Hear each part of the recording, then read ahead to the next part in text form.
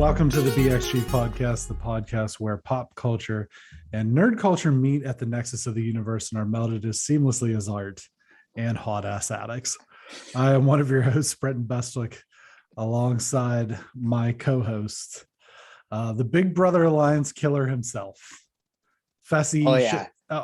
Greg Filson. I hate alliances, so I'm okay with being called that. I don't want to be called Fessy ever. Because I still am not sure. I mean, we'll get to that, but I'm here. That's what I'll say. I'm here in spirit, and also I'm getting ready for my trip to Miami, so I'm pretty excited about that. I know people are like, "You're going to Florida? That's crazy."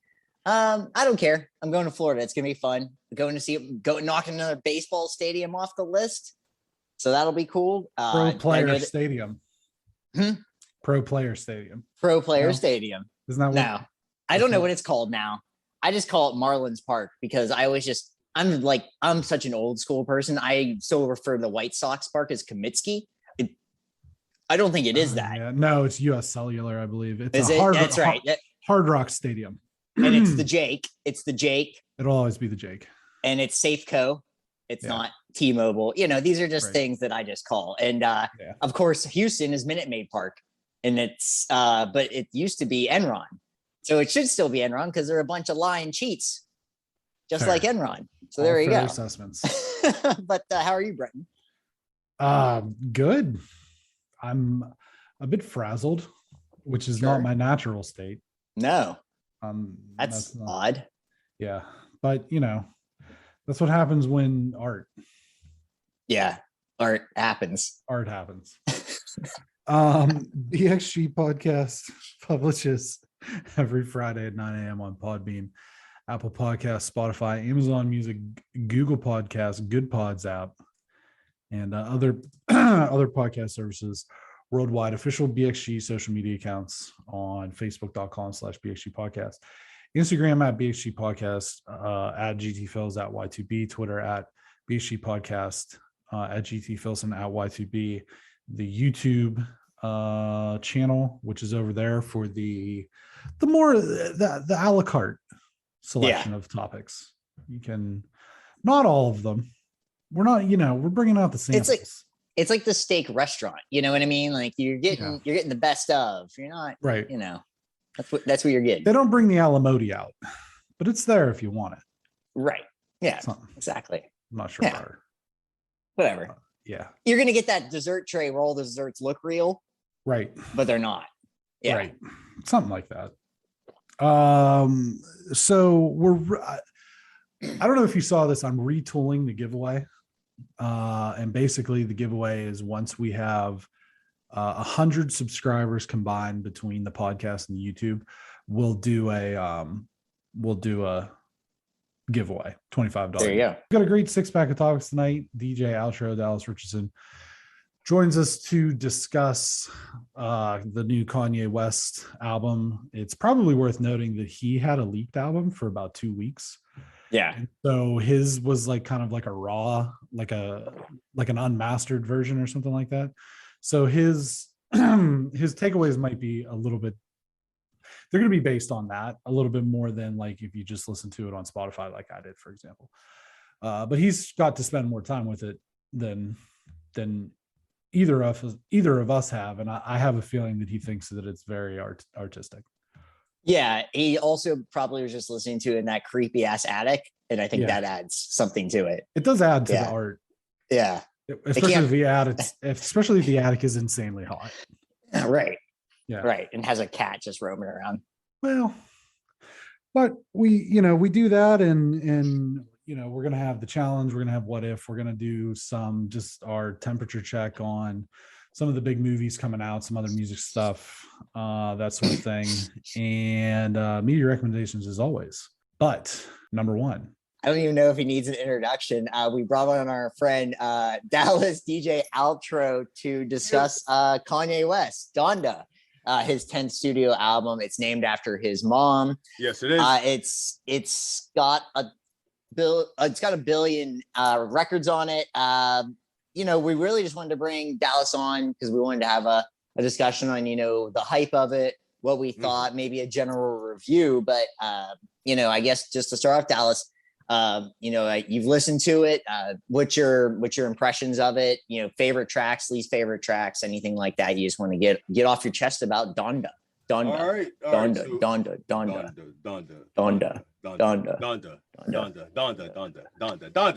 No, so Greg, thanks for having me back on. Brenton, man, love you guys. You guys doing a great job. Amazing content. I mean, the class and elegance that it's done with, honestly, because I'm about to get really silly, but you guys do a great job. Now back to my back to scheduled programming. I got the CD 2 weeks ago. Okay. Now, when you get something as important as that, you hold it sacred, but you don't believe you have it. Not until the actual leak, I got the leak, but not until the actual CD came out did I believe that I had it. So I had it. There's a couple songs I didn't have, like the part twos, obviously, but I did have like a couple songs, but I had 22 songs. So my perspective is coming from that. It's not coming from the release that you guys heard. Okay. And I feel very passionate about this because I'm a musician. I've been playing piano since I was 7 years old. Been DJing since I was 25. Play the bass, the drums. I play everything. So I really have a thing about this. So my first thing I would say is I had the CD for 2 weeks, listen to it, and I would dare to judge it because it's artwork. I seen when it came out and how quick people were like, this sucks. I'm like, bro, it was 3 hours ago. What are you saying right now? Right. Right. Could you imagine if you poured 6 years into some shit and within 25 minutes, somebody's like, yeah, it sucks. I think there is a precondition with people now to just immediately hate Kanye West, for better or worse. I mean, it's just one of those things where I don't even know if people listened to this and then made a decision. So I think that's a lot of it too. Some dude wrote on my Facebook and said this verbatim. You can go. My name is Dallas Outro Richardson. It's not that private. He said, well, I've listened to some CDs that have given me goosebumps, and that one didn't. I was in my head like, it's too early in the morning for you to be this stupid. Bro, what? Name 3 things that give you goosebumps. I bet you can name one. The cold. Like, what do you mean? Like, what? That doesn't even, like, I do get goosebumps when I play music, but it's very situational. It's not like, oh, this CD itself gave me goosebumps. Shut your face around me. Like, stop comparing Kanye to the artwork you just listened to and also the artwork that is situational for you. Okay. Take yourself and stop being unbiased and be like, this is what I need Kanye to do for me because I need him to rap about this for me. Kanye is a grown-ass fucking man going through everything that everybody else is going through and creating beautiful music while you sit on your couch and eat Cheerios or, Cheetos. What is it? You can eat Cheerios. You can sit on your couch and eat Cheerios. Do the thing, Brenton. Yes, there it is. So Greg, to answer your first question, my first impression of it was very organic. I heard it in its organic form, and I'll never forget that. I told my buddy who sent it to me he didn't have to give me anything for Christmas, and I go to his house every Christmas. So, Brenton, you've listened to it, and what are your initial thoughts on it? Anything stick out to you? You like, dislike? I thought that the fact that he put out an hour and a half long album stuck out to me. Sure. And and that's just because with things getting, shorter and shorter these days. I mean, last year, my favorite hip hop album was Open Mike Eagle, and it's like 29 minutes long. You know what I mean? And just some of these different, like some of the things, the Sturgill Simpson thing was like 27 minutes long. I know the Olivia Rodrigo thing was real short, and 38 minutes. Yeah, John Mayer's 37. I mean, the last time I can think of, and Dallas and I were talking about this on the way to work today. The last time I can remember an album being this long was Stadium Arcadium. Yeah, double album. Yeah, and it was a double. Exactly. It had 28 songs on it, on both things. It kind of goes back to the conversation we had last week a little bit about the Killers, in that music is so subjective, and of what I've heard, I think it's like I listened to it once basically, and so for me to render an opinion of how good or bad it is, especially compared to anything else that he's done. I mean, his last thing was a gospel album. Well, no, so you just said that. Okay, so here's my thing. Okay, my grandfather was a Pentecostal preacher my whole life. My grandmother was a national evangelist. That means she went nationally to preach. I don't agree with that, but that's what she did. So anyway, I grew up in gospel music. Okay, being from the inner city and letting everybody know that you was a church kid was not the coolest shit of all time. I don't know if that's what I mean though, is like, and I don't know if you caught our discussion last week. It's like, once you've been around so long, you're kind of entitled to try some shit out. Right. You know what I mean? And that's kind of like what we talked about. Trent Reznor can do it and nobody says black bats and I. Right. So that was Kanye's last thing. So for this, I honestly kind of think what I don't understand is any criticism, because to me, this was kind of a return to form of not necessarily older things, but just like pushing the medium. As he's always done, okay? And he doesn't do it in a way that is superficial. Like, all right, G-Reg with the third leg.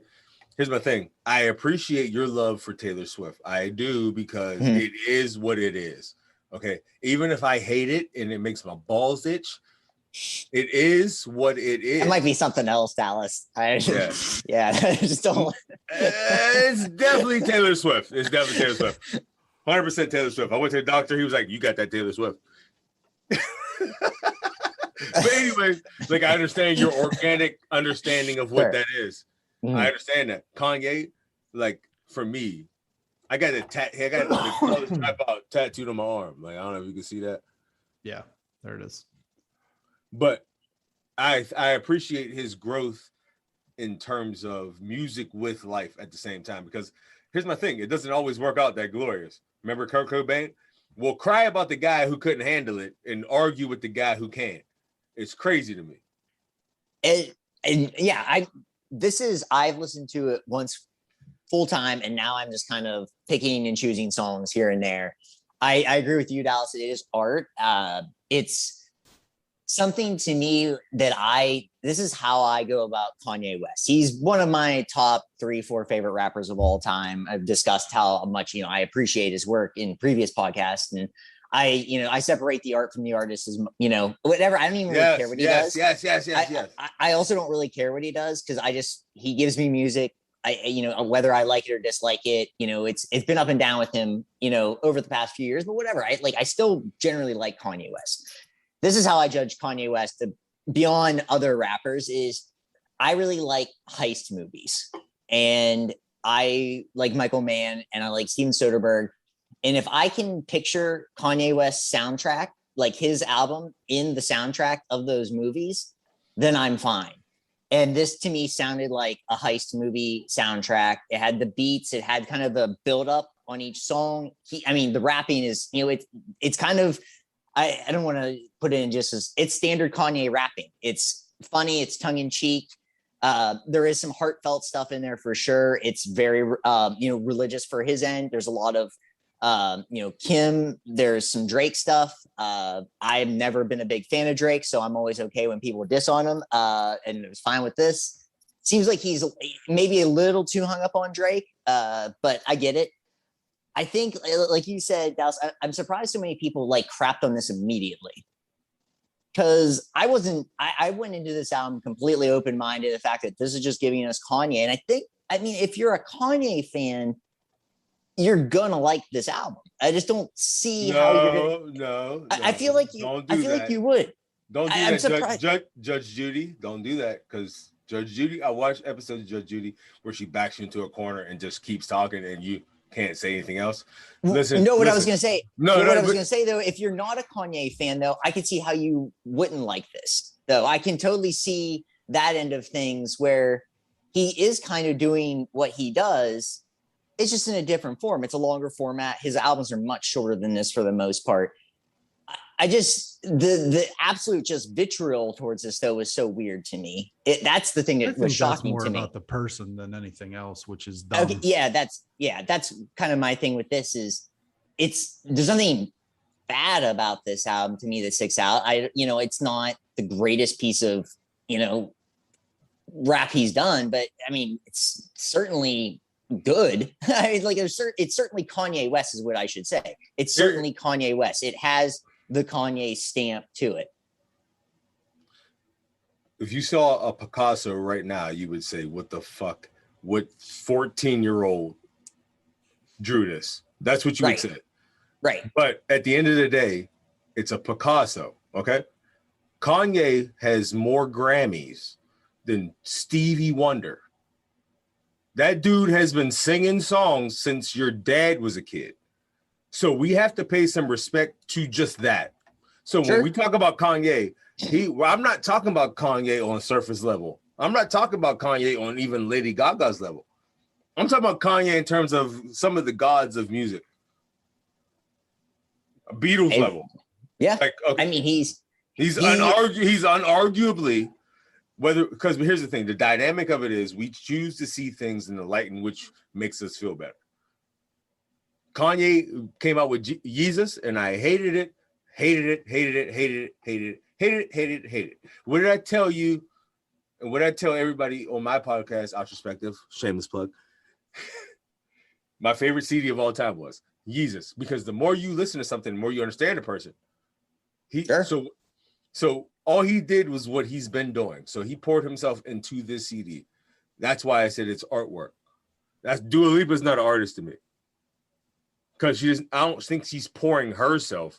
I think she's pouring whatever they made her into. But Kanye's pouring himself into artwork. So it's already going to be considered some of the best art of all time because Picasso painted it. That's what I'm saying. Yeah, I think this is going to be an album that 5 years down the road probably gets like this retrospective in Rolling Stone, where people are like, what we got wrong or whatever. Rolling Stone, certain music magazines do things like this. What we got wrong, what we got right. Yeah. We're a culture that loves our dead more than we like the alive. Honestly. Yeah, that's 100%. I mean, that's just the way. That's art in general. Artists were never famous when they were alive. They're always famous when they're dead. I guess just one thing, does anybody have a favorite track on this? Because I have to me, I have a clear cut favorite track, but. No, I do. Brent, you go before. I don't really have one. I haven't gotten to really, it's I'm not qualified. You are though, but because to me it's background music. But Brent, everything is background music for me. No. Here's what I would tell you: Kanye gains fans like you because you gave it a chance. And here's my thing: the perception of Kanye can be skewed left or right very easily. It's like Democrat or Republican when we're all fighting for the same America. Your opinion matters whether you think it matters or not. And that's the artist that he is, like the Stones, like the Beatles, even Jay-Z. I mean, a lot of Lil Boosie, I understand he's appealing to one crowd. I like him, but he's not appealing to white people. He don't care. But Kanye is trying to appeal to something that's bigger than, I think, just whether you like my album or not, man. I honestly think that. But I think your opinion matters, so say what you feel. But that's the thing, though, is that that's not what makes me not feel qualified to say really anything about this. It's that everything to me is background noise, background music. You know what I mean? I haven't listened to it enough to render a complete opinion on it because I listened to 5 songs before you got in a car. And then after that, it was on, but we were talking. So I didn't really get to listen to it. So it's of the ones that I listened to, I got to pull it up. Well, wait, while you pull it up, here's my thing about music. And this is why I think I'm an okay DJ. I do gigs and I made a life out of it. But music is of the subconscious. And I understand that.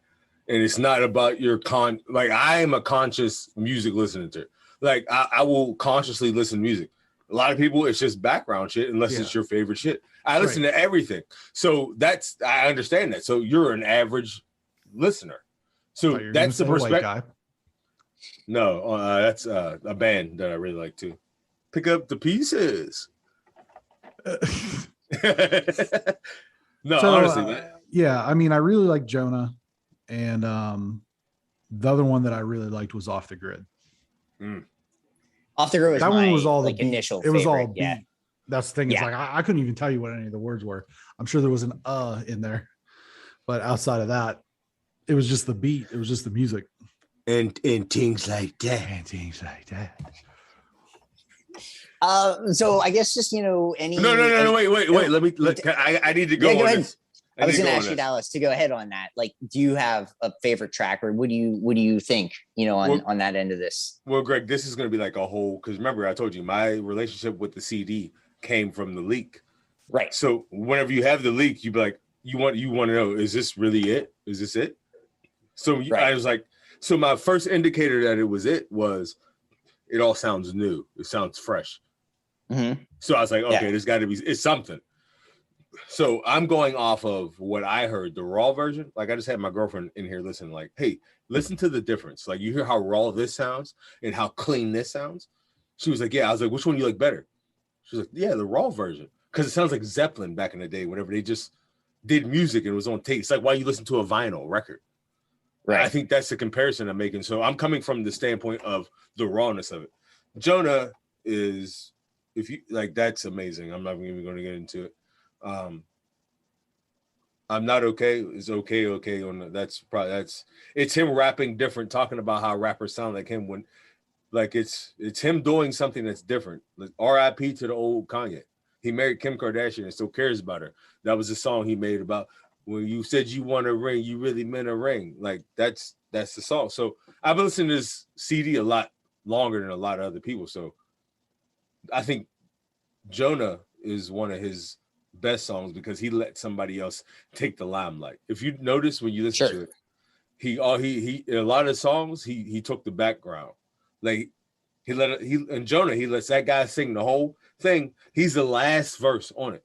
If you listen to Jesus Love, like he put the locks on there, and the locks are amazing right now. Like the locks are taking off right now. They were amazing in the 90s. In the 90s, yeah. Yeah. But they're taking off right now. And Jadakiss is so Kanye is a strategic music. I dream and think about music all day long. Nobody thinks about music in my head more than I do. So for me, this is a musician's artwork. To me. So that's definitely fair. Yeah.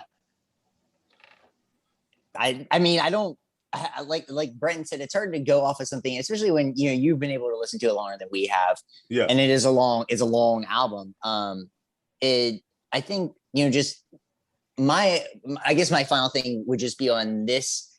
If I would like to get someone's opinion on if they have listened to it on why they didn't like it. If they are someone that didn't like it, I would actually, send it into us. Tell us, give us your thoughts. I can give you all our different outlets. Yes. I can give you maybe one perspective because I try to be kind of introspective in my love of Kanye because I know I'm supremely biased. It may be the force of Christianity on people. Okay. I miss that because I don't care. But I think a lot of people are like, oh, here goes Kanye rapping about Jesus or kind of like his lifestyle and dropping people from like how he does everything like very outwardly. Like he manifests all his thoughts and pukes them all out. To where most of us write them all down on paper or something like that. That's how his thinking brain thinks. So I think that could turn some people off, not understand. Like maybe thinking like he's full of himself or why does he think I need to see this when it's just that man's artistic expression. I think that could turn people off. Sure. It's probably that. And then just his general, like the people just don't like Kanye, I think that's a lot of it. Honestly, I think that's a lot of it. And I think that you have people who got on board for, the beginning with college dropout and late registration and all that stuff. And it's just like, well, why isn't it that? And because it's the same question it's the same thing as why, it's the same question as why the Killers made the CD or the album that they just made. It's the same question that why, the Chili Peppers made Californication. So you're not going to be Blood Sugar Sex Magic forever. You know what I mean? You're not, like, it's not sustainable. You have to, would you say it's his 10th album? Yeah. I mean, you know what I mean? And so you have these people who are like, but that's what I mean. It's like, to me, that's what it kind of was. It was a return to sort of that 808 and heart. Yeah, get that thing. Listen, I don't know, Drew Carey. This is Drew Carey. Have your pet spayed or neutered. And that's why it's called the BXG, because this guy is witty. Ching. But that's what I mean, though, is like the Dark Twisted Fantasy or Pablo or whatever. It's like it's a return to the form. It's a return to the form of pushing something different.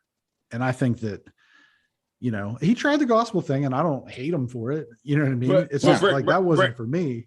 Can I say something really quick? Your favorite artists are the artists that you grow up with. Okay, so Britney Spears. A lot of people grew up with Britney Spears. That's why a lot of people grew up with Britney Spears. I would have liked to have grown. Never mind. I had to talk to you on Wednesdays. Yeah. No, but seriously, like if the music of the Red Hot Chili Peppers grows with you, yeah, then you tend to have that be your favorite band. Kanye, I understood everything Kanye was doing when Kanye was doing it because I was growing at that same rate, and everything he was talking about as he was growing made sense. I can understand how somebody would turn off the Kanye because they didn't understand the growth that he has had. You, like Brent said, you can't continue. If Britney Spears started dancing and said, "Sometimes I run, sometimes I hide, sometimes I'm scared of you," that's going to sell out for like 2 shows, bro. Like 2 big ones. Everybody's going to be like, okay, you got to stop singing about that now. You're fucking 50. So, right. So everybody's judging Kanye about how good he was back then when they could relate to it, to how much he's grown and now how they can't relate to it anymore. That doesn't mean that the music isn't good. That you love Lady Gaga, you've grown with that, what she's saying. Right. You've grown with that. And I respect that because I think music, I just put on Facebook that my Bible of music says you listen to your least favorite song every day and make it your favorite. That's what my music says. That's why Creep is one of my favorite songs. You think I like, Greg, look me in my computer eyes and tell me, not my computer, okay, but my computer eyes. Okay. And tell me you think I liked Radiohead any part of my life when I was younger.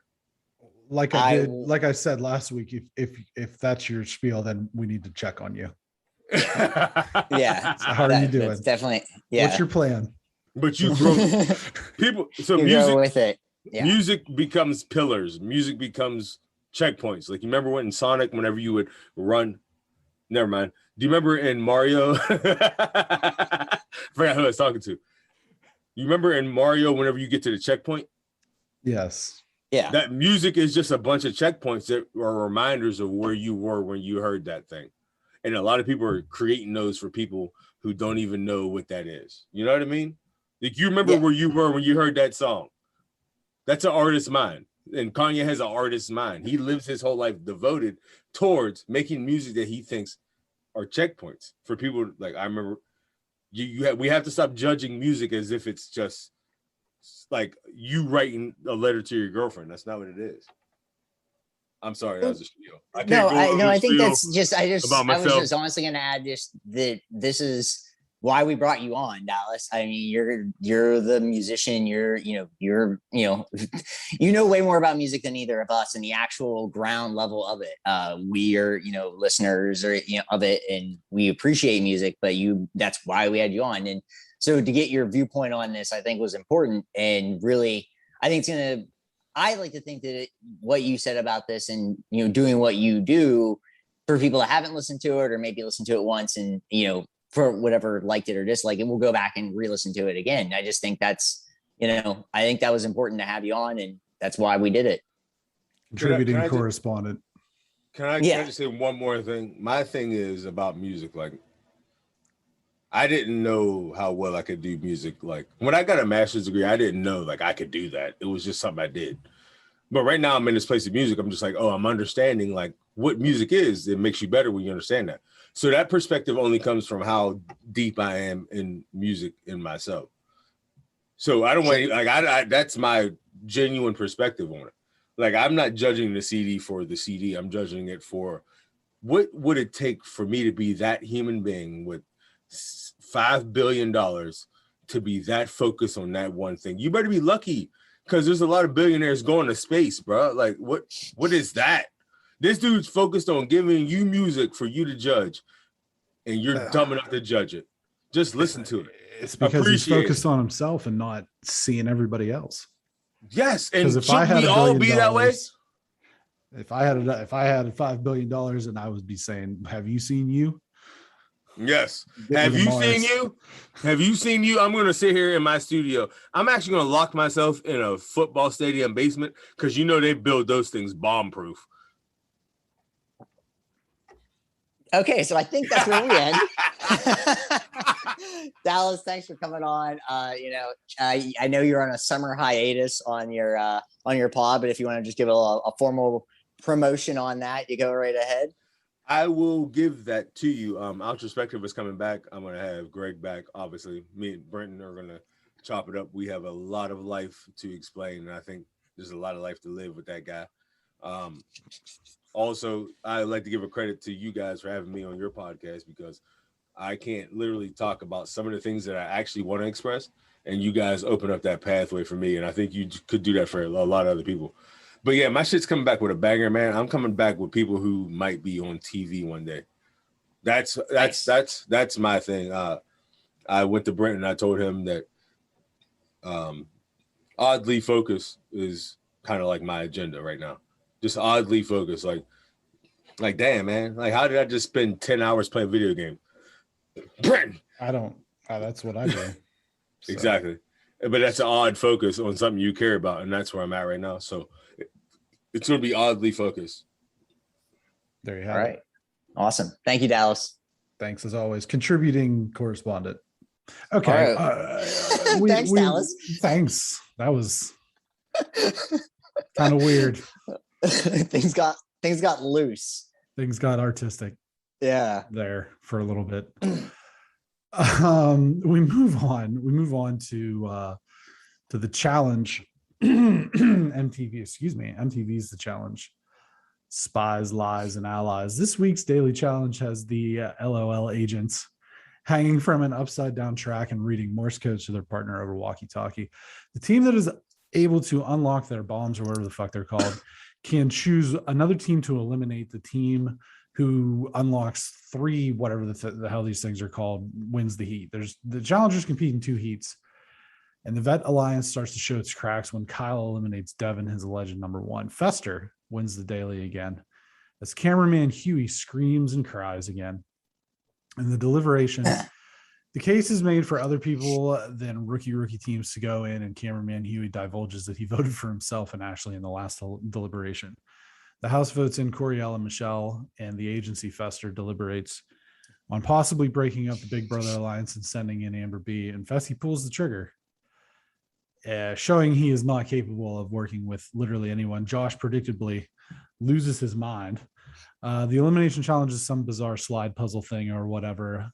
Michelle and Coriel go home, and the vet war begins. TJ chastises Corey, L, and Huey for being poor sports, and we do the partner shuffle. Huey grabs Nani, Amber B pairs with Devin, and now BXG rookie favorites Emmy and Gabo are the only rookie team left, which leaves a target on the table. Yeah, so. That was like my first impression. Is like, boom, that's just sucks for them, because we like them now. They're 100% going in. I don't know if we like Gabo. He picked Nani because she's cute, but I just like his honesty. I like his honesty, and his naivety is fun because he's just kind of whatever. I thought this was a big Huey week in like a positive sense. Is like he kind of showed that he actually had like that competitive spirit, which was he went off. That at the end, I knew TJ was going to hate that. That was hilarious. When TJ, the disappointment, it's like, it was your mom. And like, I'm not mad, I'm disappointed kind of thing. Yeah. And you don't want TJ telling you that. I mean, once again, the challenges were whatever to me. We're crawling high up, but whatever. I don't. Yeah. Fester is definitely something to be nervous about because she's good, and that's the thing, is that she's actually good. She's actually good, which yeah. And it seems like he's actually communicating well with her. Yeah. Maybe he went to like a class. Anyone last season. Maybe he took like a first grade English class or something. I don't know. Just a reading class. Do you know what my favorite part of the episode was? Trying to rehash everything. I'm gonna be honest with you. This episode was boring. Was actually really boring, minus like a 5-minute section towards the end. Well, then it got boring again. What was your favorite part? Because I'll tell you my favorite part. My favorite part was when Josh started flipping out and TJ just pulled his phone out. Yeah, that was amazing. Pulled his phone out and just like started texting someone. And then he's like, "Shut up." Yeah, and I like that too. Yes, I like when Kyle and Devin thought it was clever that they like called themselves Guile. And I'm like, Dial, and I'm like, you're soap. You're soap. It's weird to me. I like Devin. Devin's probably like one of my favorite, but it's weird to me that people keep thinking he's like so good at this. Well, he got picked this time because it set up the rookie thing.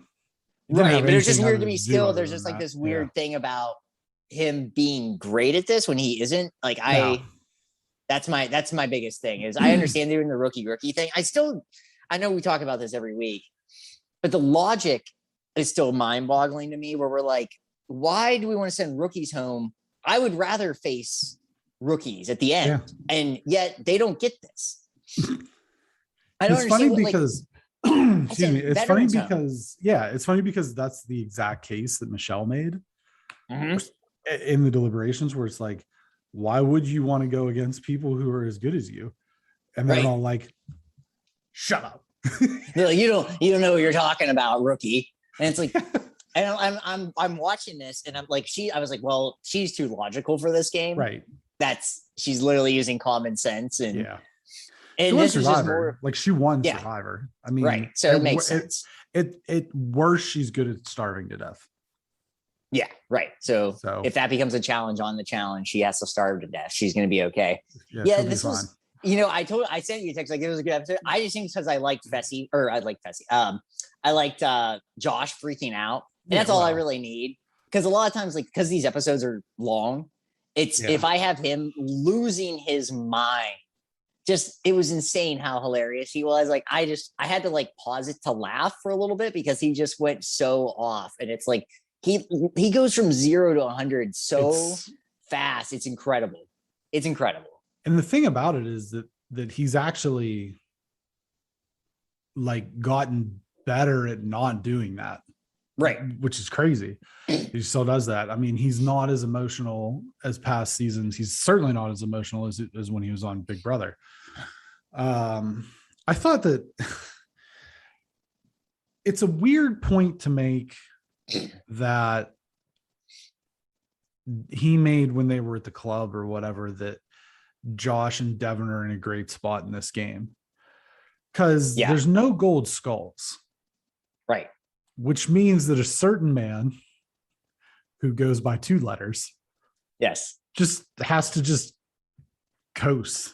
Oh, he's on full coast right now too. Like, and the crazy part about it is it's like I don't think that like the way that the eliminations are set up really favors him, because nobody's going to be like, well, especially now that like the more and more weak rookie girls that they're getting out, nobody's going to go like, oh man, let's throw Tori in there and let's make CT her partner. Like nobody's going to, you're crazy if you do that.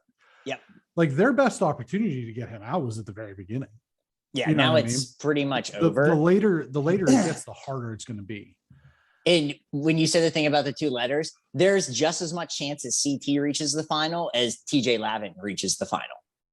Like it literally is the same odds. It's so insane to me. It's just like it's like you said, it had to be at the beginning, or with the way this is set up, he's just not. And they even said that they're like, oh, we don't want to go against CT. We want to go against each other. Well, what are you doing to stop that from happening? Right. You have to You know do what I something. And it's like, you know, in the previous seasons of this, if you're going to go after the head, like you go for the whoever's the best there, whether it was Wes or Johnny Bananas, you got to do it early. You have to. And if you don't, then you're screwed. And it seems like another CT at least reaching the final. I mean, you can never know what the final, Right. because you don't know what your partner is going to be or any, especially with the way this challenge is set up. So he's still the favorite to me. Until someone knocks him off. Yeah. In terms of like physically, Fessy's right there with CT. He's younger than him. So in terms of pure physicality, you do kind of have to give the nod to Fessy. Sure. But there is two things in the finals that are very important. Number one, being able to do puzzles. Number two, eating gross stuff. Yeah. And we've seen Fessy not be able to eat gross stuff. And there's also apparently this was filmed during Ramadan, and he has to fast. So what's he going to do if it's a eat gross stuff challenge? And he's like, well, I literally can't because of my religion, which is fine.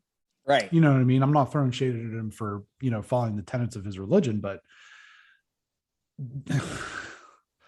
you know, it's going to be in there. You know what I mean? Well, it almost feels like too, and it sounds weird, but because producers of this show are good at doing things like this, because now they know he won't eat gross crap, they're going to throw this in every time. Oh, with yeah. him, if he makes it that far. If he makes it far, it's a yeah. guarantee that there's going to be an eat gross shit challenge. Yeah. So it's rough because, I mean, I don't dislike him as much this season as I have in past seasons. That was like a bold move to make, you know, what he did there, but still, it's just like, it's the same thing he did his last season. I guess the thing is he's not on camera enough because there's actually people that are more entertaining. Thankfully, there's like, well, what I should say is like people that talk more. Yeah. That talk more. Like, so they're going to get the camera time. He'll get his camera time. There's also so many people left. This week was another week where I saw someone and I was like, oh, not a camera person, but I thought it was just someone helping out. And then it was one of the contestants. And I'm like, oh, okay. This is still too many people. And that kind of goes back to like what you had said early on, as far as these episodes don't need to be 90 minutes long, because I don't need 5 minutes of Big T and whatever Johnny Spaniard, right? Like down on the dock together. Like I love Big T, but I don't care about. I mean, that. we know she's going to be brave, right? Exactly. Yeah, and I think the thing is honestly, this has got to be the most popular, like top 3 most popular show on MTV. I am just gonna have to, you know. So this is one. Ad. Well, there's like Teen Mom, stuff like that's still really popular. I'm just guessing. So this is America's 4th major sport. True. Yeah. I don't know what the ratings are. I should check that and better see than if the I can Stanley Cup Finals. I wonder if it is. We should like seriously like dig in to see if it is actually better than the Stanley Cup Finals. It wouldn't shock me. It wouldn't shock me. That's sad for the Stanley Cup Finals. Viewership for NHL. A lot of people for Stanley Cup was 2.52 million viewers on NBC, which is a 17% increase. Okay. Compared to last year. Whoops. Well, the other thing, it's probably hard to I guess with streaming and stuff, because neither you or I watch this live. Yeah, exactly. You usually can count. So the challenge double agents, well, they do it by like social media. Yeah, it's probably hard to like qualify. I will say that I follow a lot of different people and personalities, and they talk way more about this than they talk about the NHL playoffs. Yeah. Well, when that's not even their normal thing, when that's not their normal go-to thing. And then they're like, well, the challenge is on, so here we go. Yeah. But, you know, we'll see what happens. I still, like I said, CT is still my male favorite. Who's your Is he your male favorite? Yeah, and you have a female favorite silly going forward? No, I think it's Yeah. it's a big crapshoot. I think it is too. Because I feel like Tori's probably the most well-rounded, I would say. If it comes to, she's just so full of herself. She didn't get a lot of camera time this episode, and I think that was probably good for Tori. Yeah. If it comes to like a pure physical thing, which it never does, right? But if it's purely like strength, it's probably Anissa. If it's endurance, it's probably Amber B. Yeah. Casey's probably a little bit more well-rounded than Tori, but she's got the injury history now. You know what I mean? There's question marks there. Can you stay healthy through the playoffs? You know what I mean? Her injury rating's low. I think Amber B is fine now because she's with Devin, so she's going to have a few rounds to get through. You know, maybe. I mean, she was with Josh, you would have assumed. I guess, yeah. I mean, Esther looks good. Esther does look good. But it's just the women's actually like way more intriguing. Yeah, it's way more intriguing. It's such a crapshoot unless you have somebody that's like truly dominant, like a Laurel or a Jenny or a Cara Maria, somebody like that. Unless you have somebody like that, then it's way more of a crapshoot. Yeah, I would say. I think you're right. It's but CT forever, and CT until it's not CT. CT so we'll until Johnny Bananas comes back. Right, until Johnny Bananas comes back. Hopefully that's next season. I want Johnny, I want Wes, and I want CT all in one episode. That's what we need. That's what America deserves as the fourth major national sport. I agree. So we'll move on, and we'll do this week's Marvel's What If. Stephen Strange lost his heart and not his hands. In a cautionary tale, Doctor Strange's car accident kills Christine instead of ruining his hands. Strange still becomes Sorcerer Supreme, but becomes obsessed with bringing back his love. And things go sideways for the good doctor. So I thought this episode was very interesting. What did you think, Brendan? I don't think I was in the right headspace to watch this episode because it was it was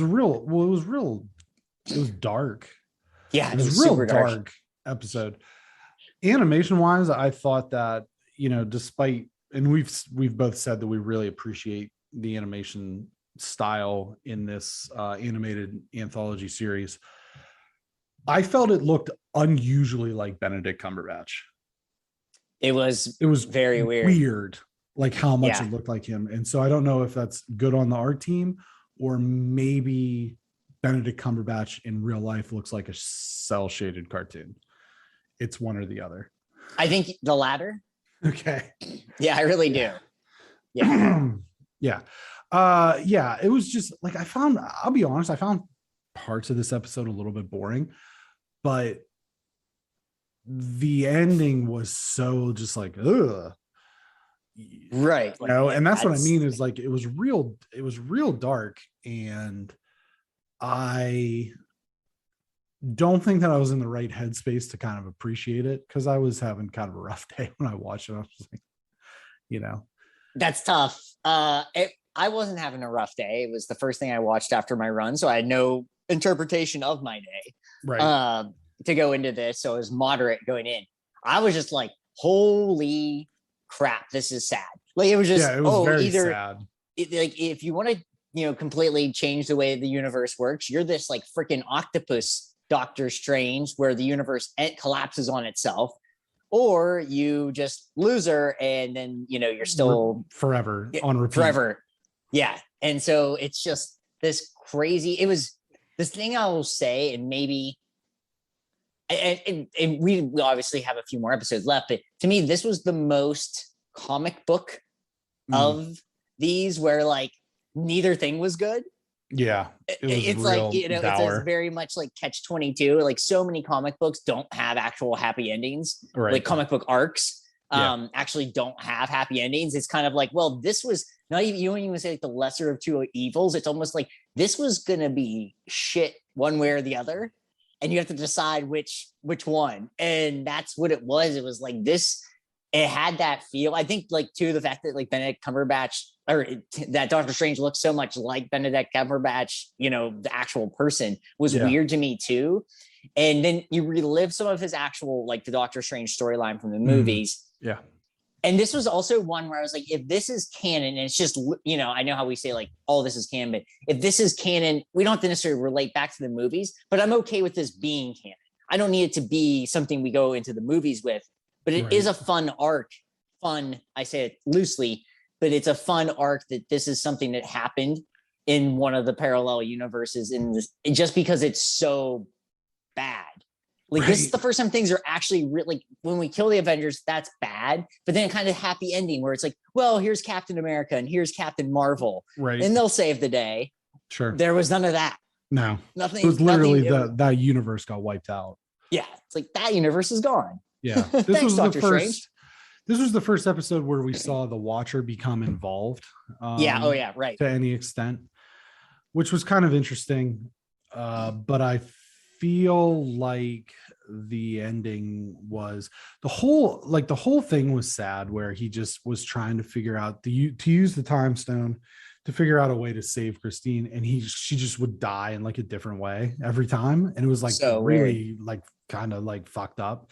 He's like, well, maybe if she drives, and it's like, nope, you're getting T-boned in an intersection, or I don't pick her up, and then the building explodes. Yeah, it's just like there's no way around it, and it does kind of show you like it is a cautionary tale or whatever, but not to, like, I guess when it comes to stuff like this, like you have your destiny and that's it. Yeah, there's no way around it. And it is kind of like the thing of going back to Endgame. There was, how many, I look forward in time and I saw, 65 million or whatever. How many did we win? One. And there's no getting around the fact that Tony dies. You know what I mean? That's his destiny. That's his destiny. Yep. So it is kind of like I do think that it is kind of like a hard reminder of that sort of thing, and it is kind of like a hard reminder of like life is pretty finite.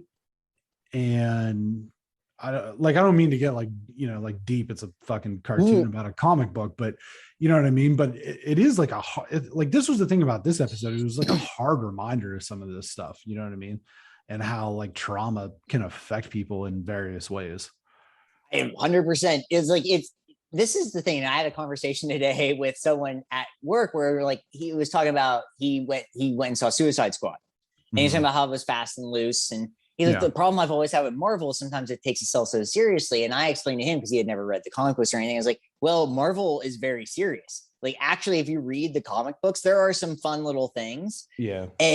But when you sit down and really, he said Marvel takes itself too seriously. He thought that it was like he didn't see like he just thought like the comic book movies in general. He just used Marvel as like, that was the only thing he was really related with. Has he seen like any Batman movie? I don't even know if he would like this. I think he kind of meant Marvel as the general. It's an older gentleman. So it just, fair. So, and I was just like, well, Marvel itself is actually pretty serious. Like the comic books are actually way more serious than the movies. And this to me was like, that was the reminder I got from this, is like, oh yeah, it was not so much that comic books are weird, which we've said 100 times on this show, is that like comic books sometimes are like a little too real, in the sense of like, sometimes stuff just sucks. Yeah. And this was like that proof on this one. Sometimes things are just going to suck and there's nothing you can do about it. And you got to just move on and not turn into a half octopus, half Doctor Strange guy. Yeah. Well, yeah. Doc Ock. Weird. Doc Ock. There you have it. Yeah, it was repulsive, and then the universe got wiped out of existence. So that was a thing. I'm not sure what's up next. I don't ever look. I like being surprised. Yeah, I know that like there's like a Spider-Man one, and I'm trying to think what else is. Is it like if Spider-Man becomes Doctor Strange or something like that? There is one that is if Spider-Man became Sorcerer Supreme. That's cool. I'm pretty sure that. And then there's one where Vision gets the Infinity Gauntlet. Those are the only two that are left that I know for sure. Oh, and the zombies one. It runs until October, so we have probably 4 more episodes left. I think there's 10. I think it's 10. So it's 10. Okay. So we have 6. Oh wow, nice. This was 4. This. Yeah. Yeah, this was 4. For some reason, I Yeah, thought this was so we should have okay. 6. Okay, Yeah, we have Cool. 6 left. Nice. Okay, that makes me happy. We thought it would be a good time, moving on to number 4. We thought it would be a good time to kind of assess what our level of excitement and what the audience level of excitement is for some of the movies that are left to come out this year. Now, one of these movies, just since we put out the poll, has been kicked to 2022, but we'll still discuss it. We had put out some polls. There are 1, 2, 3, 4, 5, 6, 7, 8, 9 movies. I threw one on there just for fun. I'm sure you'll be able to guess which one it is. But yeah, I mean, there's a slew of movies, of more movies coming out, and some of them are big and some of them are not as big. And I think collectively we're excited, but let's go through these. We'll do the audience, and then we'll also factor in our own kind of temperature check. We'll call it a temp check. Okay. You're going into the office. They want to make sure you don't have COVID. They hit you with the radar gun thermometer. Wow. Yeah. Which is completely unnecessary, because if you have a fever, by that point you've already infected 10 people. Right. But the illusion health and safety protocols.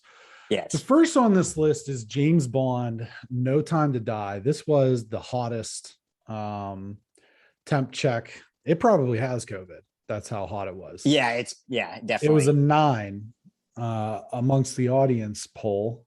I know that you're excited for this. Yeah. So where are you at with, James Bond, No Time to Die?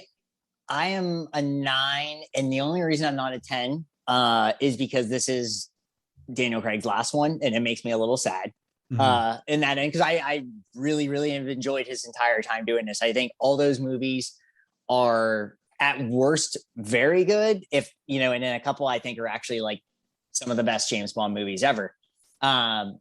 So it's a 9 for me. I mean, like I said, I love James Bond movies. I think this one looks really cool too.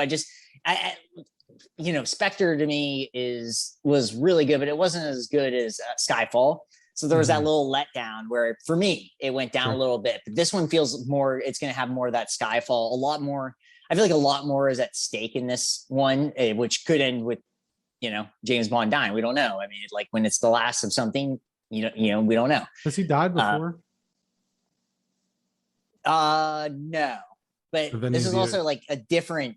To me, dude, these are like different James Bond movies than previous ones. I will say, like, the one thing people that have made the argument to me that they don't like these ones as much as the other ones is the other ones were way more spy, and these are way more actiony. Sure.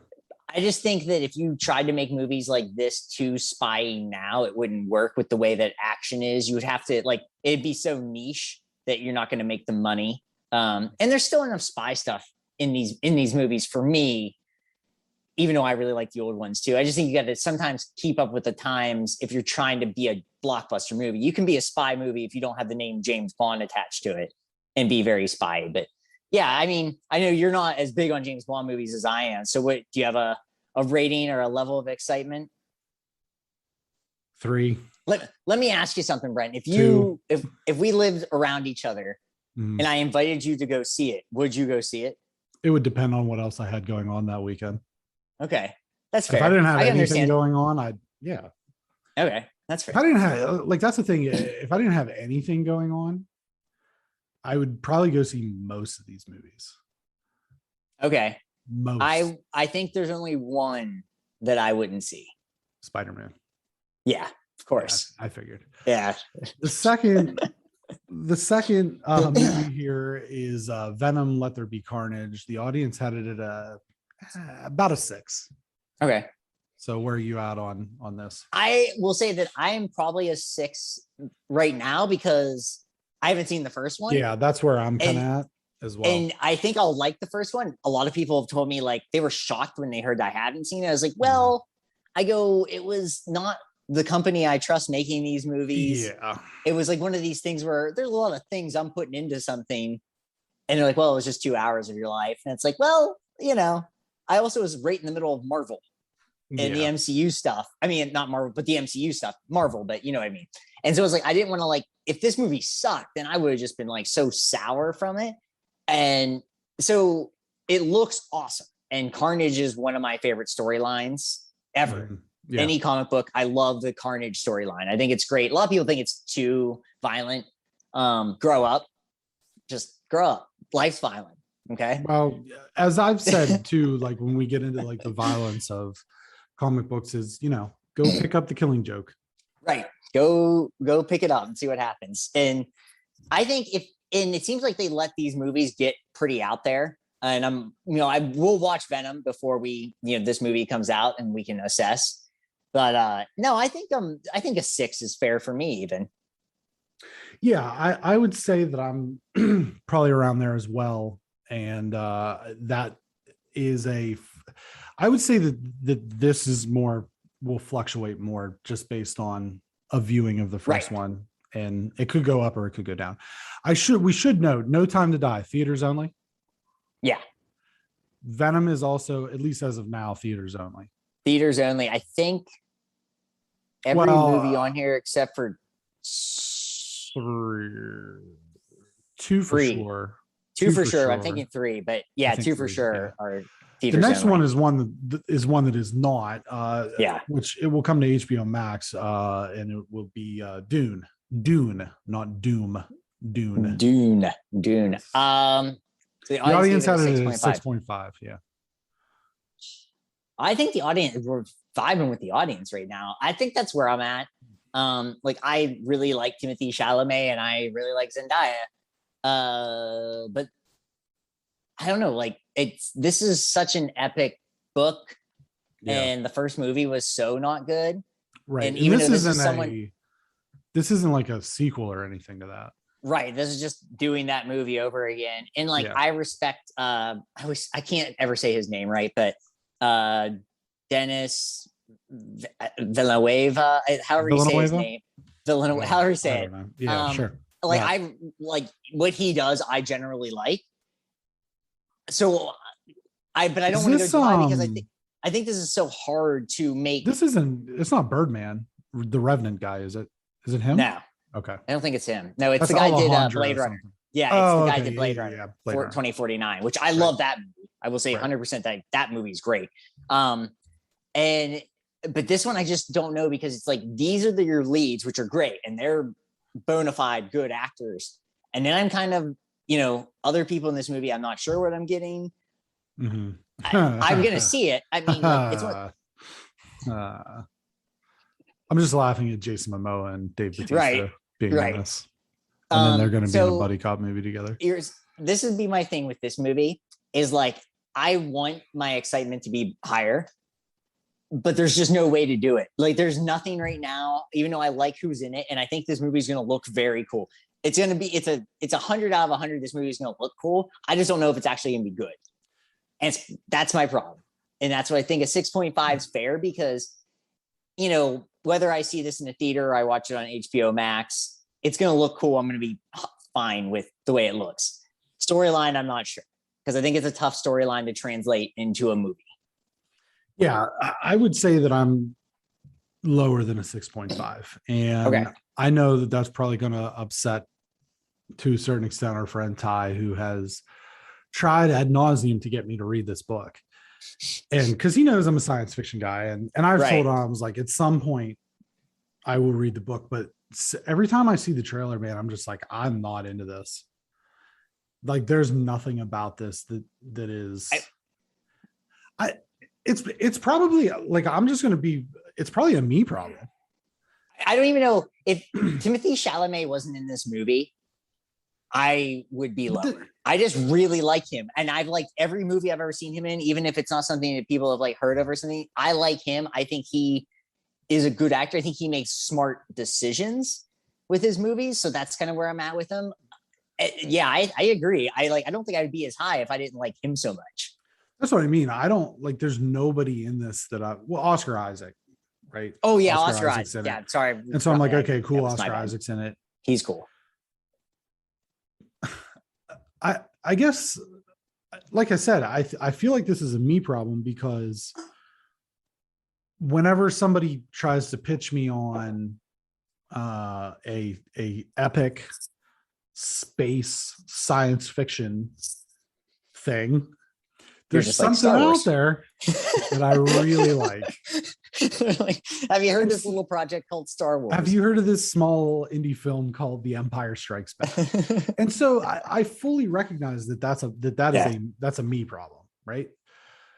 So there is that, and yes, you know, we'll I can't remember when this is like October, November, something like that, but we'll Yeah. review it because it's going to be on Yeah. HBO Max. So, you know, we'll have our thoughts on it, but The Eternals, 5.5 for the audience. I am lower. And I'm lower because of one of the movies coming up is I'm higher on than I was expecting in the same universe. And so I just think this Eternals thing is almost like we have to throw this in front of Spider-Man. Yeah. And it's almost like it's going to be there. And then by the time you go and you're going to forget about it, the Spider-Man's going to come along. Yeah, and the more I've thought about it more, it's seriously one of those weird things. We have Shang-Chi coming up, and I think Shang-Chi is going to be awesome. And you and I have both in this direction of like, that's going to be our great. I really will be. If it's and I didn't nothing include less that than, on this list because it will be out the day that this posts. Right. And it's one of those things where it's just like, I think that's going to be an awesome movie. I think it's going to be, it will involve itself into the universe, but right. It's not anyone we've seen. And however it actually does involve itself in the universe, that'll be cool. This one they put in between these movies, and I'm as much as, you know, and I'll, like I've said, I will see this movie in theaters opening night. I will do that. No issue with that. And I won't, even if I don't like it that much, I'm not going to be like, I can't believe I spent that money. It's a Marvel movie, whatever. I'm hoping that it's better than what it looks like it'll be. It's just the timing of it seems weird to me. Well, in a perfect world, there's more room to breathe.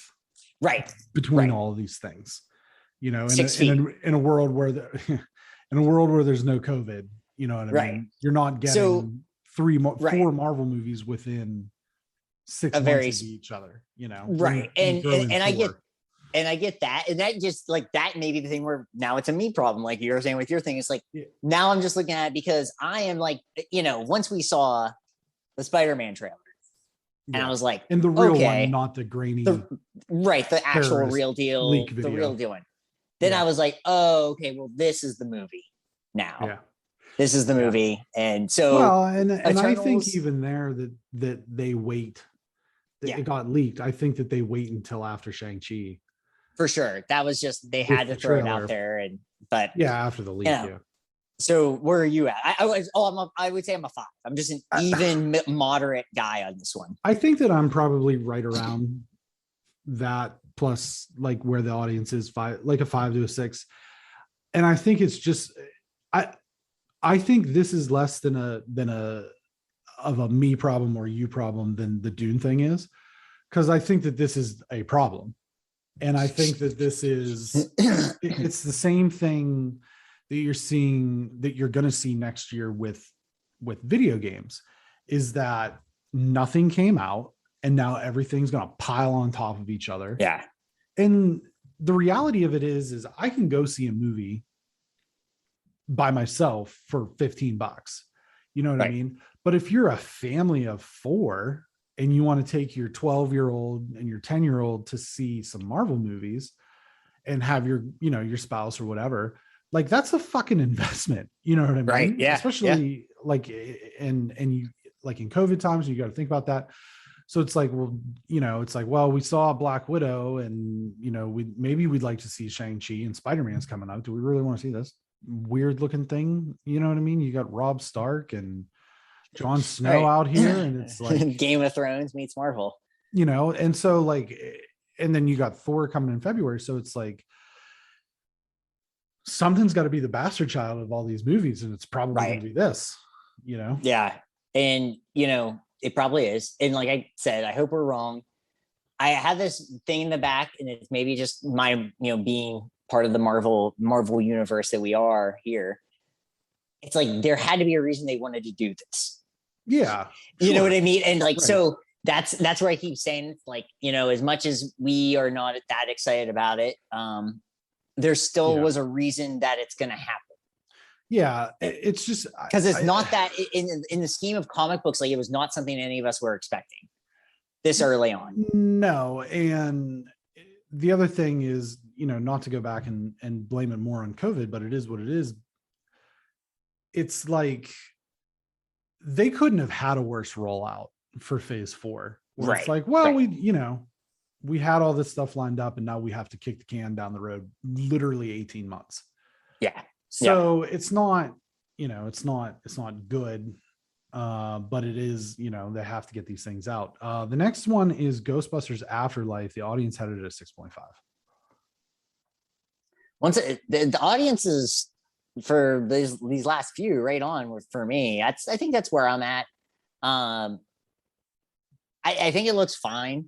My problem, and I think this is going to be the thing with movies that like hold that nostalgia, is Ghostbusters 1, Ghostbusters 2 are, and we've talked about this in our absolute classics. I mean, I've argued that Ghostbusters, the original Ghostbusters, is a perfect movie. Like I don't even think you can nitpick it as that kind of movie of what it is, what it was going for. I think it is like an A+, nothing wrong. It's going to Harvard. It's going wherever school it wants to. It's that perfect of a movie. And there weren't, especially in the 80s where comedies and weird things were kind of like all meshing together, and there weren't, there was, Ferris Bueller's a really funny movie. It's a great movie. And then there's, the weird space movies that happen. But then this one just like, oh, well, we're going to have ghosts and we're going to have comedians and we're going to have really good writers and they're all going to do their thing right.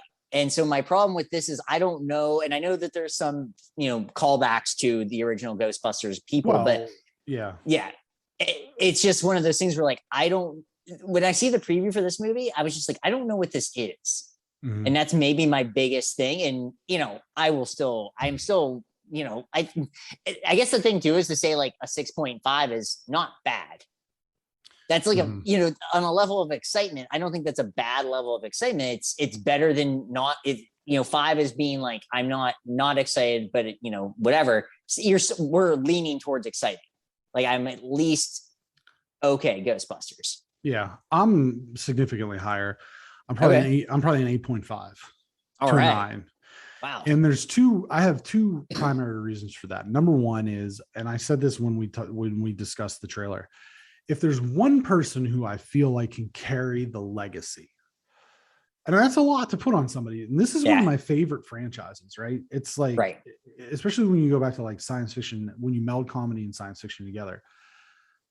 I love Ghostbusters. And the first one is, like you said, it's perfect. The second one's got some warts.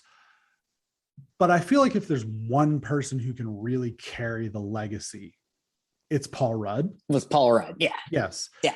The other thing that excites me is that I don't think that Bill Murray would have signed off on being part of this if it wasn't up to his standards. I hope that's the case. I just like, I don't necessarily disagree with you on that. I think it's just one of those things where since it's so little is about this movie that we know about, I think that's kind of that weird thing. Another one of those things that I don't root against many things, especially movies I'm not going to root against. And I hope this is awesome. I really I hope I walk out and I'm like, bang, I'm back in Ghostbusters. But it's going to take a lot because like I've said, I absolutely love those first two movies. Yeah, definitely. And so that's, and like you said, you're right though, 100% right. Picking Paul Rudd to carry it is the best possible. This like to sound weird, but like, if you're going to have a multiverse of Ghostbusters, Paul Rudd is your person that you pick right now in this universe of Ghostbusters. He is definitely someone that has both like all the actual good acting chops and the writing and the comedy. Yeah. And a comedy. So it's like, he's got everything ready. He's got everything going for him on this for sure. Top Gun Maverick, which in the last 2 days, it was announced that it's been kicked to 2022. The audience is at a 6. I'm higher. I mean, I don't think that's shocking to anyone that I would be higher on this. Is Tom Cruise, Top Gun, stuff that I just love. I'm not super, super higher. Because once again, I really like the original Top Gun. I don't know if it'll be like a lot different. I don't want it to be too, I hope it's not too much of everything else. Just give me guys flying, bunch of crap. Give us a a volleyball scene. Give us the stupid stuff that we like from the original movie. That's not going to happen. I would say I know. But if whatever we can do, call back to the original, I would love it. But I say I'm like a 7.5. So I'm trying to actually be pretty. I don't know. I think I'm trying to not put my expectations too high for anything on these. I don't even know if it's like subconsciously or whatever. It's just I think this movie would be a lot of fun. It's just I don't know. It wasn't something that we asked for or needed, so that's kind of where I'm at with it. Like I'll see it because I like Tom Cruise movies, but it's not Mission Impossible to me. And that's my favorite Tom Cruise thing. So yeah, Top Gun is better than any Mission Impossible movie. Oh man, you haven't seen. I feel like you haven't seen a lot of the Mission Impossible movies. The first one's really good. The last two are awesome. I've seen the first. I've seen. How many are there?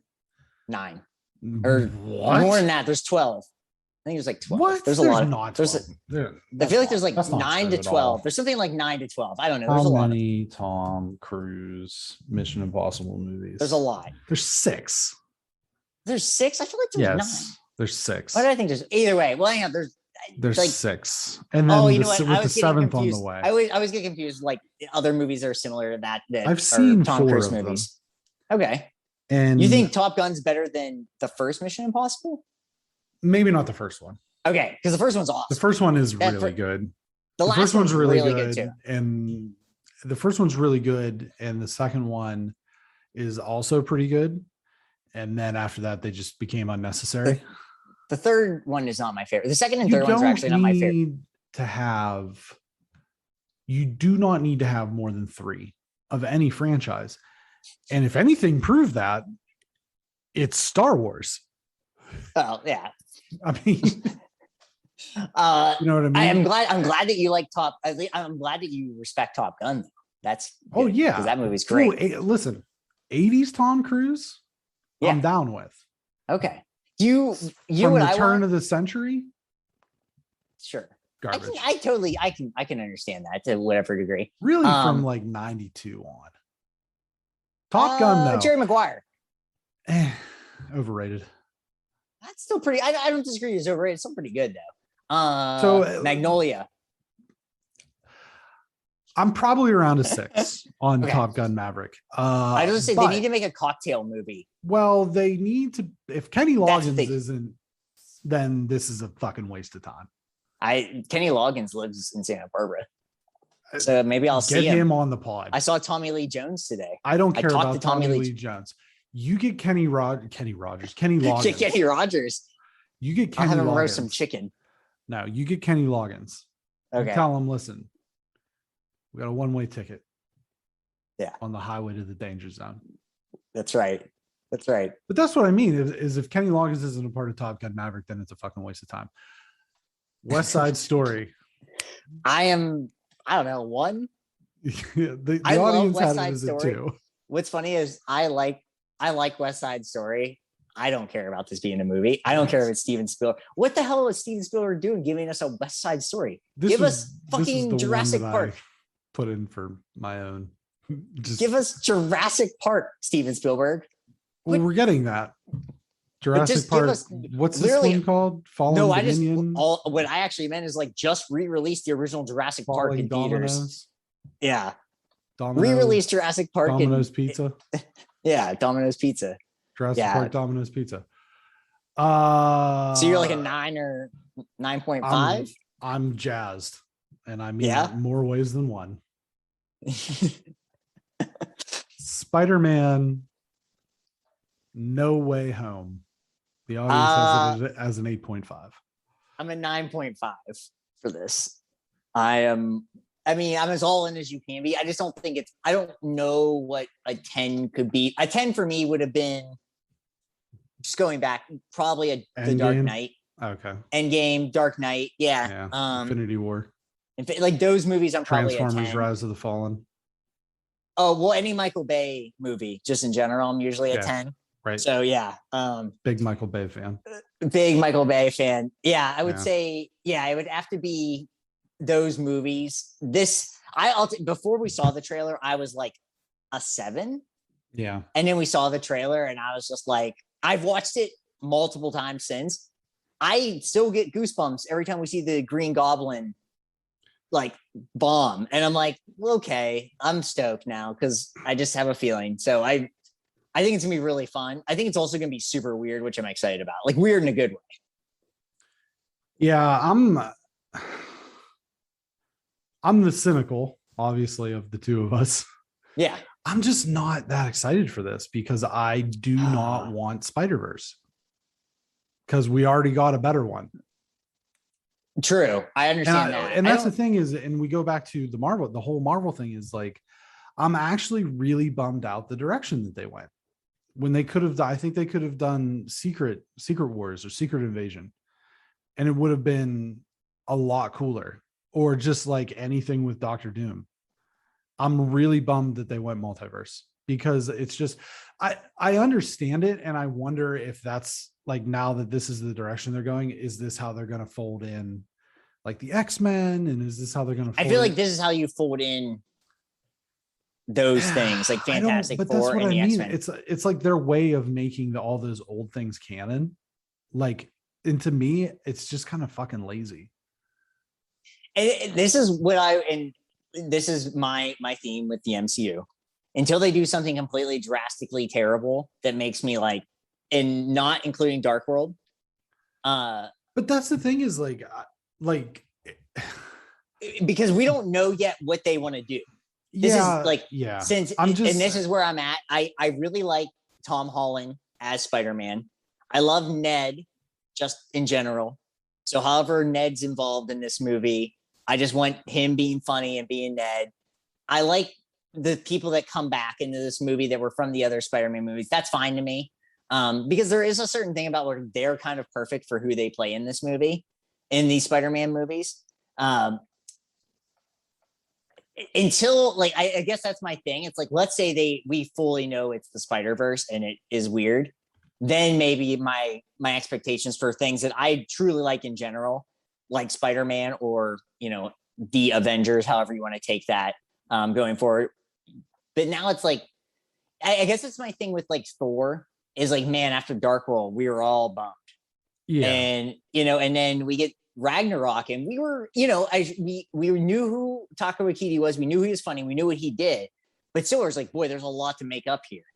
And then they did, and they moved forward. So that's my thing with this is I will just say, I will hold my doubt going forward until, and I'm not even going to say like the Eternals, like, I don't know. I just am not that excited because it's not Spider-Man. It's not someone that I know. I didn't even read Eternals stuff as a kid. There's nothing I can remember from that at all. I think that it is going to be less of a situation where it's something that's, as you said, like drastically not good. I think it's just going to be a slow descent into mediocrity. And I think that we're seeing it because like the more and more I think about the three shows that we've seen, I thought WandaVision was great. And I thought Loki and Falcon and the Winter Soldier, now further away from them in retrospect, very average to almost even below average, especially Falcon and the Winter Soldier. This is something that was brought to we've talked about this, and then we won't, I'll make this my final kind of question, whatever out there. You can't, it would have, like you and I have said, it might have been okay to end at Endgame. And I think it would have been more than okay. I think they should have, but at this point. I think my thing is on that is like, it's hard to just say like, well, dang, we just made, $1 gazillion and now we're not going to do this anymore. Yeah, sure. And so I think that's it's almost like the problem about being successful is you kind of have to keep doing it even if you don't want to.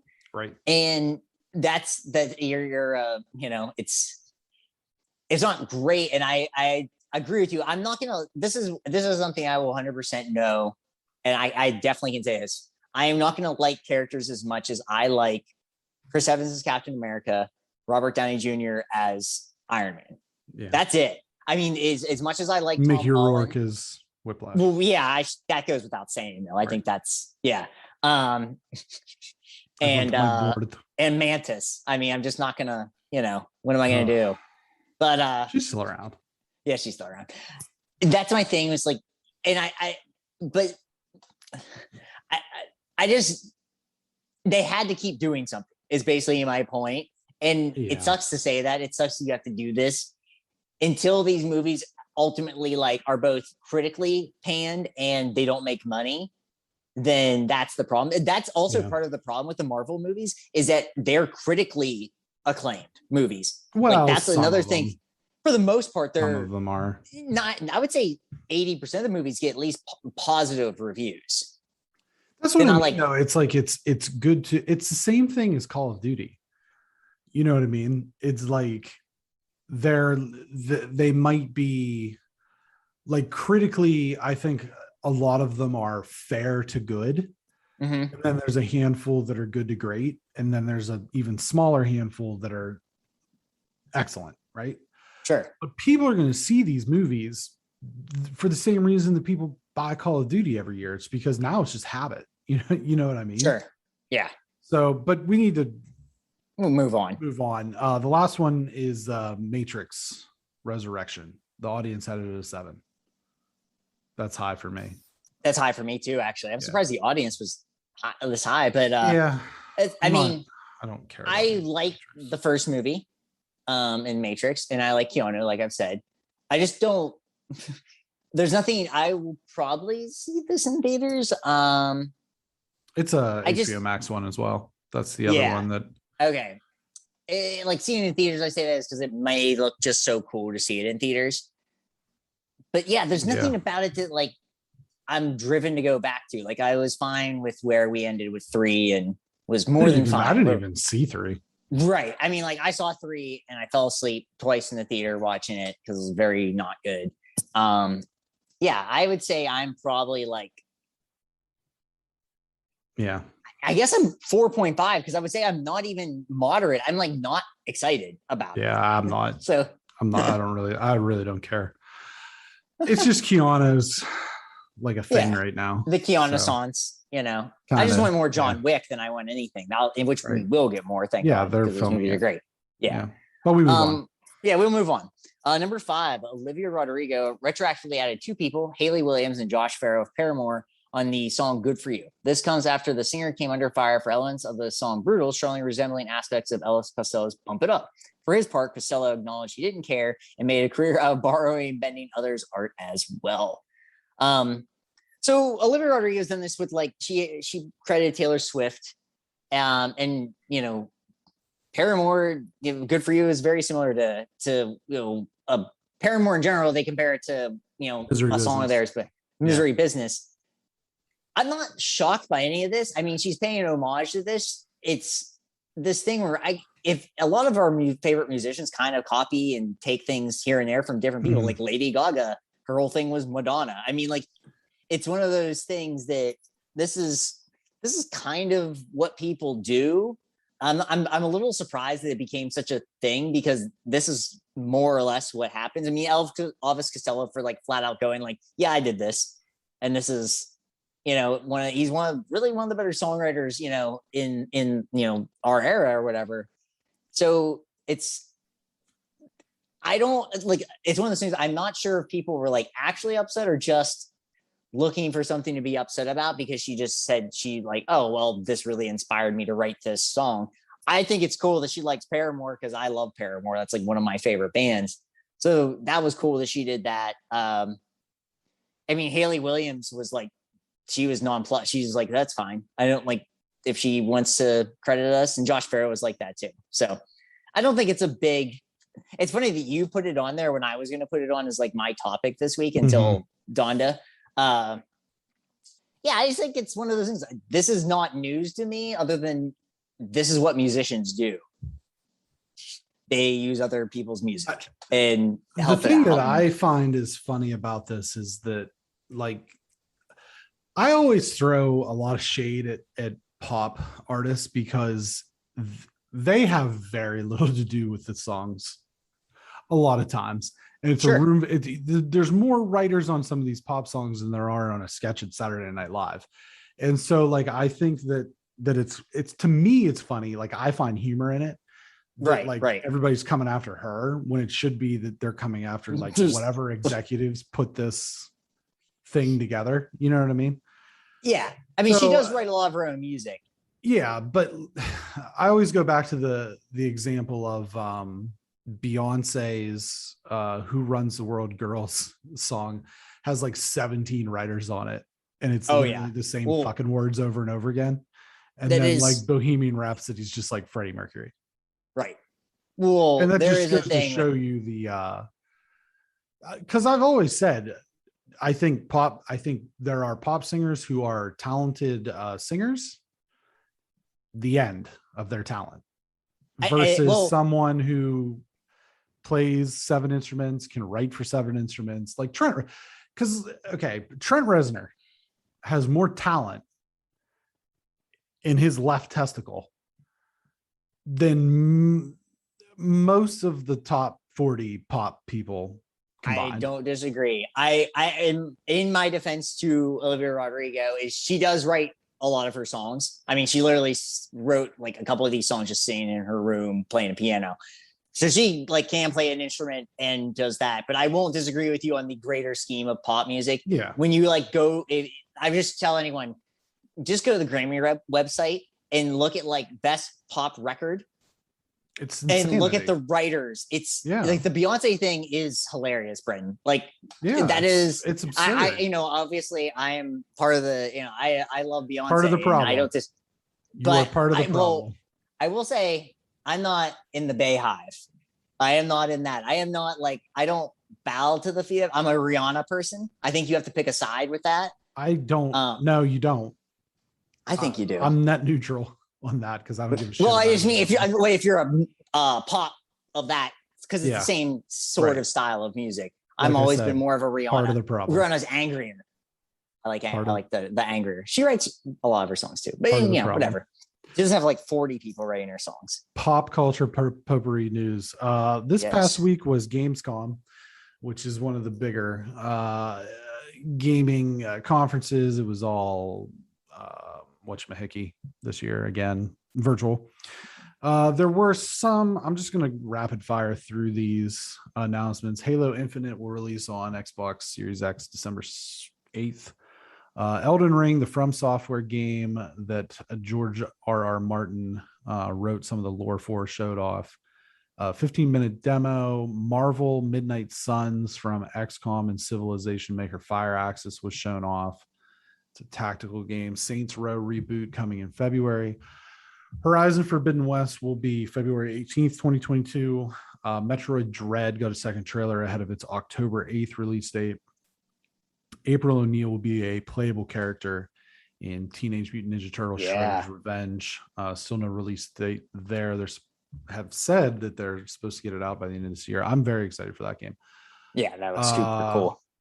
Yeah, it looks like it reminds me of Turtles in Time from SNES. So that was kind of the main sort of announcements that came out of Gamescom last week. So there's that. The Midnight Suns, I watched the trailer for that. It looks cool. I don't really think I probably won't play that. I'm saying it looks cool. I don't know if I'll play it, but it looks cool. And Metroid Dread looks cool too, but very disgusting. Yeah, we talked about that around E3.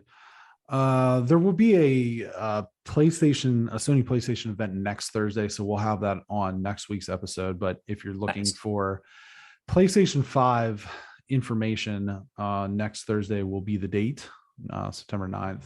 It's supposed to be a 50-minute presentation that will cover the rest of this year and then the quote-unquote future of PS5. So you can look forward to that. They had a day off Twitch boycott in response to hate raids. Have you seen this? No, I heard of it and but I guess I just heard of it. I think it's more it's less the day off thing because that already happened. But Twitch being the popular streaming service where you can watch people play games or do talk shows or whatever, had seen a lot of people using bots to go into the streams of people of color, LGBT, women, just like use the bots to just flood their chat with derogatory commentary. It's fucking Jesus. horseshit. If you're one of these Yeah. people, I hope you fucking die in a gutter and get Right. stabbed and raped by a homeless man. You're not wrong. So there was that. Yes. And Twitch did see a big, loss in viewership. The Nirvana Nevermind Baby is suing the band for child pornography. That's ridiculous. 30 I years was like, later. yeah, what the hell? That's so ridiculous. Hey man, if it gets me talking to Dave Grohl once a week. Yeah. That's what you win. You get to talk to Dave Grohl.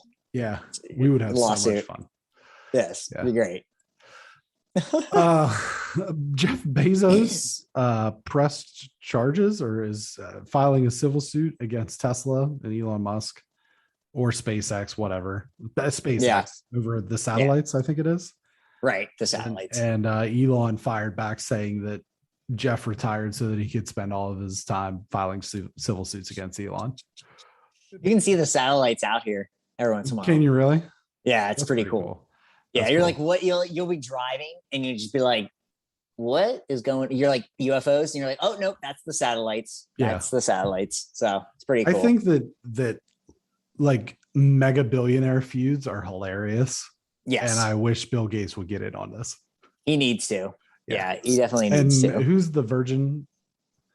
Oh, Richard Branson. Yeah, Richard Branson. Let's get him. Here's what they need to do, just like a Hell in the Cell match. Well, I was gonna say that, or like at least a celebrity death match on MTV. Yes, that'd be sick. They that'd still be so do that? funny. Is that still a thing? I don't know. They should, just for this. Bring it back purely for this, because that would be amazing. The book of Boba Fett is shaping up nicely, according to director Robert Rodriguez, by way of an interview with Collider, in which he said that the show will over-deliver on expectations. Whoa. That's a bold fucking statement. That's a big thing to say something that we're already pretty excited about and be like, it's going to over-deliver. It's Boba Fett. Get ready. That's a big swinging dick statement right there. Yes, it is. So we'll see. That comes, I think, later this year, right? Christmas time? Yeah. December? Yeah. Looking forward to it. Yeah. See, that's the thing. And we talked about like our hype for all these Marvel movies, and I've said, like, man, there's nothing that I'm more excited for than Mandalorian season 3. Nothing. And that's just my speed. That's, if we had that rate up there, it'd be very high for me. Yeah. It's an 11 out of 10. James Gunn's Suicide Squad is the most streamed superhero movie on HBO Max, surpassing Wonder Woman 1984. No surprise there. And the Snyder Cut, mild surprise. But it still trails Mortal Kombat in total streams. I forgot that we watched Mortal Kombat. I did too. Whenever I actually read this, I was like, what's Mortal? I was like, what was the Mortal Kombat? I literally said that. I was like, what was the Mortal Kombat movie? I was like, oh, yeah, that's right. Yeah, you can see our review of it. Yeah, you can. On the YouTube channel. So there's that. So it proved that we did watch it. It was just, we forgot. Yeah, I forgot that was a thing. You know what's even crazier? Cherry was a thing that we watched. Shit. Yeah. Tom Holland. On drugs. Tom Holland's not a good actor. I'm convinced. He's good Spider-Man. He is a great Spider-Man, but he's good as Spider-Man for the same reason that Dave Bautista is good at Drax. There you go. It's until like the same Tom thing. Holland proves it's different. Yeah. Or just be Spider-Man. I'm okay with that. I'm okay with that too. Media recommendations. So I finished Cobble Hill, and I actually started Gossip Girl the book, because I've never actually read it. Cicely von Ziegler, she's the one that also wrote Cobble Hill. I really like Cobble Hill. It's very light. It's fun, and especially when you're just like reading heavier stuff that I've been reading. So it was a nice way to get all that. Watch He's All That. The I don't know if you watch like She's All That from the early 2000s or whatever. Yeah, I've definitely it's one of my favorites. Sure. It's a fun little movie. It's like I had to say today when I was talking about this movie, not everything has to be, The Godfather. Sometimes it can just be something light and stupid. And this is what it was. A lot of callbacks. if you are our age group and you are like me, Melissa would like it. I'll say that right now. I'm sure she's seen it. It just came out like 3 or 4 days ago. Addison Rae of like TikTok fame is in it. And what's funny is I was always like, what's her thing? Why is she popular? I kind of got it. She has a very likable personality in this movie. And I think that's pretty much what she actually is. Last night we started Doug Days. Have you seen this on Disney? It's Doug from Up. And it's just these little 10, 11-minute shorts of Doug, the dog. It's very cute. So it's fun. And then Outer Banks, we're down to the last episode of season 1. It's 2 seasons on Netflix. The show is batshit crazy. It's so absurd. It's like you take like the best of like, you take the craziest things that's happened on the OC, or Gossip Girl gets pretty out there, but even Gossip Girl, 90210, and you're like, oh, take that and then times it by 10 because things go so off the wall. It's got the dad from Everwood, which I always like, that guy's in something. He's the writer or the director's always like, he's like, hey man, this is going to be your Emmy clip. This is what we're going to go all out. And he goes all out so much all the time. It cracks me up. So a lot of garbage this week for me. Like I wouldn't say garbage, just like soft stuff. I'm glad that you, a lot of soft stuff, you know, maybe garbage. I don't know. I'm trying to think of like, I don't want to like go far as like smut, but just, I don't know. Sometimes, like I said, sometimes you don't need to watch The Godfather. You don't need to read, you know, Tolstoy. You can just have some fun, people. That's what I'm saying. You can have some fun. You can be a little lighter in your life. Enjoy everything. Stop, smell the roses. Unless you're me, you'll be allergic to them and you'll have allergies. But other than that, Brenton, what do you recommend? I recommended, okay, so let me start. I'm actually going to go back to front. I started, so I like Ray Allen. I'm in a, what? Just look up Ray Allen in that line. You'll find out. No, I'm good. I needed a break from the superhero stuff, man. So, you know, one of my other pastimes throughout my life has been anime. And I've often said that I would like to just lie in bed in my pajamas and watch Dragon Ball Z.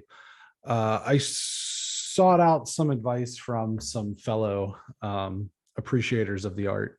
And the first thing I was going to watch was this thing. I watched it for the first 5 minutes.